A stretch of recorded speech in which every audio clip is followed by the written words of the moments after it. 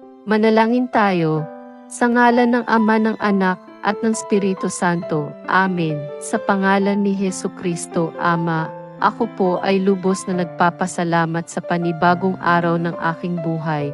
Marami pong salamat sa masarap at mapayapang pagtulog ko kagabi kasama ng aking mga mahal sa buhay.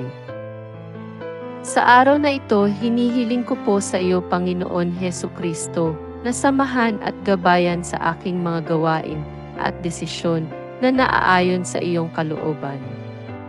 Ilayo mo po ako sa lahat ng sakuna, sakit, at disgrasya, mga pangyayaring masama na hindi inasahan. Sakluban mo po ako sa iyong kabanal-banalang dugo, o Panginoon Hesukristo. Upang ang lahat ng mga plano ng demonyo ay hindi mangyayari sa buhay ko, magmula ulo hanggang talampakan, sa loob at labas ng aking katawan, hinihiling ko po. Sa pangalan mong makapangyarihang Hesukristo, tanggalin mo po ang aking mga karamdaman na likha ng masamang spirito ng kadiliman.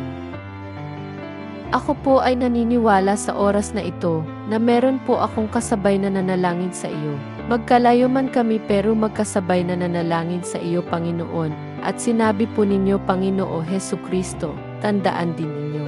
Kung ang dalawa sa inyo ay nagkaisa dito sa lupa sa paghingi ng anuman sa pananalangin, ito'y ipagkakaloob sa inyo ng aking Ama na nasa langit. Sapagkat saan man may dalawa o tatlong nagkakatipon sa pangalan ko, naroon akong kasama nila. At ako po ay naniniwala na ang mga kahilingan ko ay magkaroon ng kasagutan, dahil sinabi din po ninyo, Panginoong Hesukristo, at anuman ang hilingin niyo sa aking pangalan ay gagawin ko upang maparangalan ang Ama sa pamamagitan ko na kanyang anak. Maraming salamat, Panginoon Hesukristo, sa inyong mga pangako. Ako po ay naniwala at nagtiwala sa inyo, Panginoon ko. Kaya naman handa na akong mag-umpisa sa araw-araw kong gawain na ikaw ang kasama ko, Panginoon.